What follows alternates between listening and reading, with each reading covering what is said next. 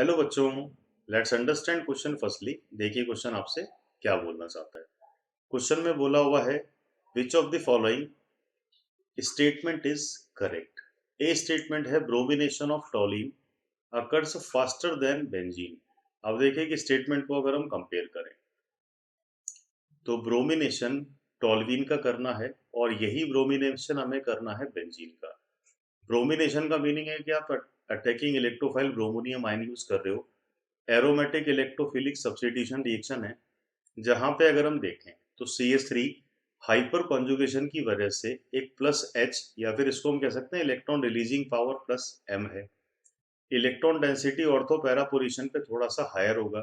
That means कि ये electrophilic attack के लिए एक्टिवेटर का रोल प्ले करेगा ऑर्थो पैरा डायरेक्टली।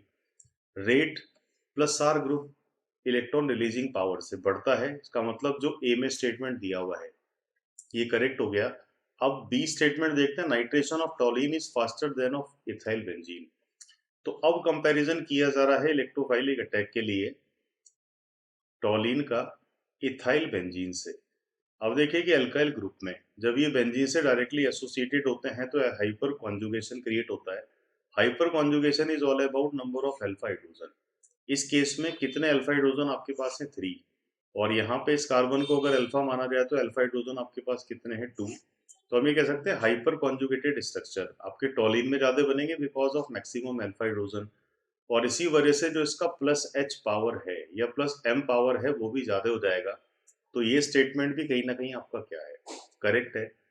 सी स्टेटमेंट दिया हुआ है bromonium ion is good nucleophile. Bromonium ion तो एक इलेक्ट्रोफाइल की फॉर्म में अटैक करता है, इसका मतलब C statement is perfectly incorrect. D statement दिया हुआ है effective nitrating agent is nitrate ion. तो नाइट्रेट आयन बोला जाता है NO3 माइनस को जो तो एक न्यूक्लियोफाइल की फॉर्म में वर्क करना चाहिए, जबकि नाइट्रेशन के लिए नाइट्रोनियम आयन है अटैक करने के लिए। तो ये स्टेटमेंट भी क्या है, इनकरेक्ट है। तो करेक्ट ऑप्शन आपके बनेंगे ए और बी।